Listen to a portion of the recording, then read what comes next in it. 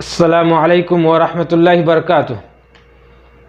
उम्मीद करता हूँ दोस्तों आप सब खैरियत से होंगे।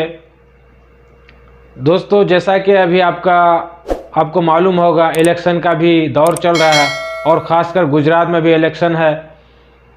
दिसंबर के महीने में इलेक्शन होने जा रहा मेरे दोस्तों, लेकिन सारी पार्टियां अपनी अपनी ताकतें झोंक दी हैं, लेकिन बीजेपी एक दूसरे को आतंकवाद मेरे दोस्तों और एक दूसरे को कोसने का काम कर रही है बीजेपी पार्टी मेरे दोस्तों।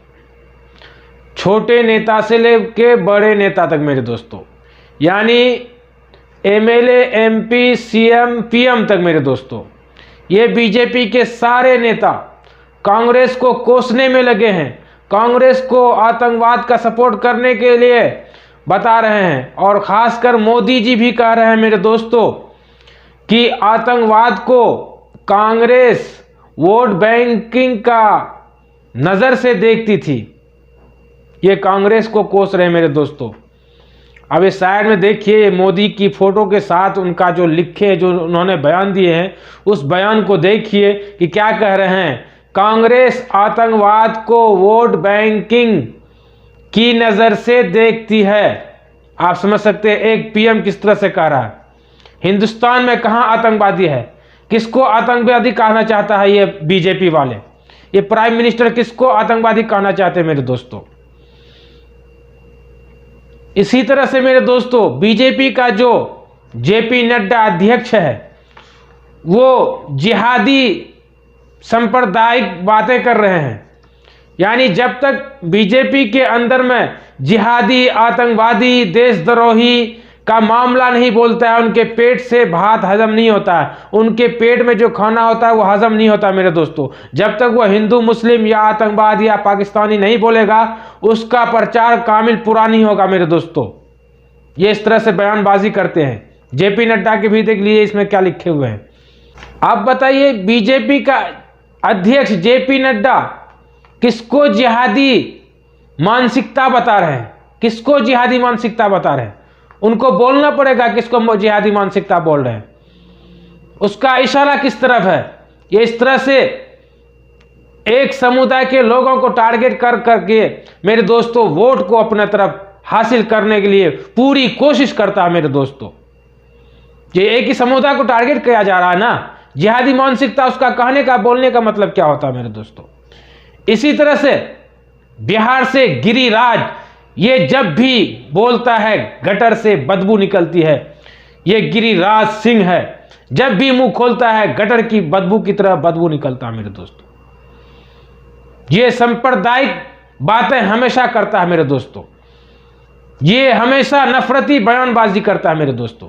गिरिराज सिंह कभी ये बताते हैं कि चीन में जैसा कानून है वैसा कानून लाना चाहिए। चीन में कौन सा कानून है? वो बता रहे हैं चीन में हर 1 मिनट में 10 बच्चे पैदा होते हैं, और भारत में हर 10 मिनट में, हर 1 मिनट में 30 बच्चे पैदा होते हैं मेरे दोस्तों। इनका ये कहने का मतलब है। और ये बता रहे हैं लव जिहाद का मामला रुकना चाहिए, लव जिहाद पर कोई कानून बनना चाहिए।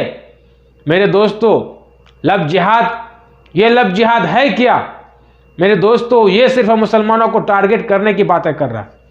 लव जिहाद सिर्फ मुसलमान ही कर रहे हैं। पूरे हिंदुस्तान में देखिए कितनी मुस्लिम लड़कियों को बहला फुसला कर मजहबे हिंदू धर्म में अपनाता है, हिंदू धर्म में दाखिल करने की पूरी कोशिशें करता है मेरे दोस्तों।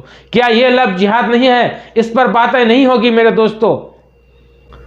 कानून अगर लाना ही है लव जिहाद का, लाओ। कौन मना करता है? हमारे धर्म में तो ऐसा है, जो जिस मजहब से उसी मजहब से शादी कर सकता है, उसी मजहब से प्यार करो। लव जिहाद का कोई मुद्दा ही नहीं है मेरे दोस्तों। ये बीजेपी वाले ने लव जिहाद का मुद्दा उठा दिया है। जब सत्ता में आई थी उसी वक्त से लव जिहाद का मुद्दा उठा दिया। एक तरीके से नए नए तरीके लाते हैं मेरे दोस्तों।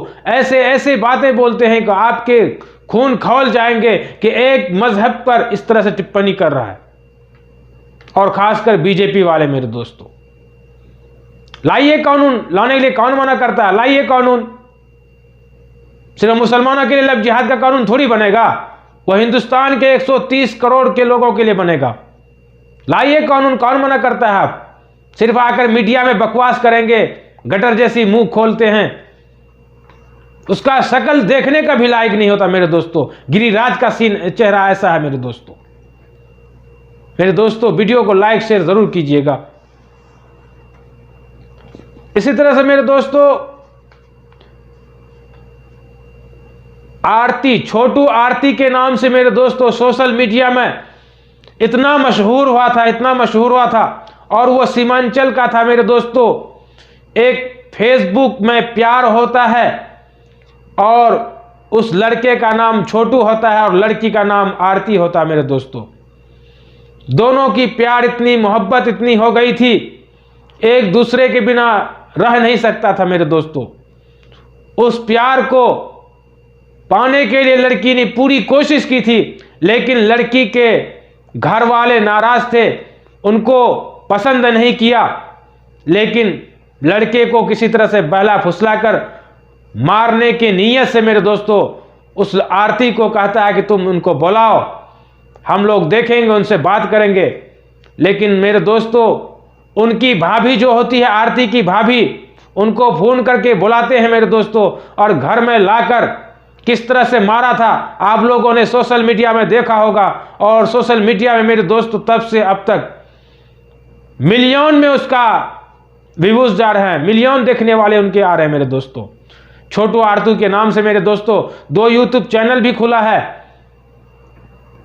सारे मीडिया वालों ने दिखाया था किस तरह से छोटू मोहब्बत की प्यार को कुर्बान कर दिया था। लड़की की जो माँ, बाप, भाई, भाभी और बहनोइयों ने मिलकर उस छोटू को मार दिया था, बिजली के करंट से लगा के मेरे दोस्तों, तकिया से मुंह को ढक कर मेरे दोस्तों उनको मारकर कत्ल कर दिया था।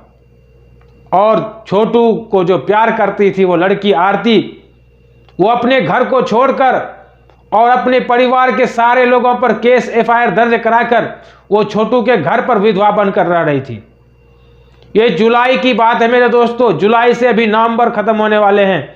इस बीच में बहुत सारे उस पर इल्जाम भी लगे मेरे दोस्तों। और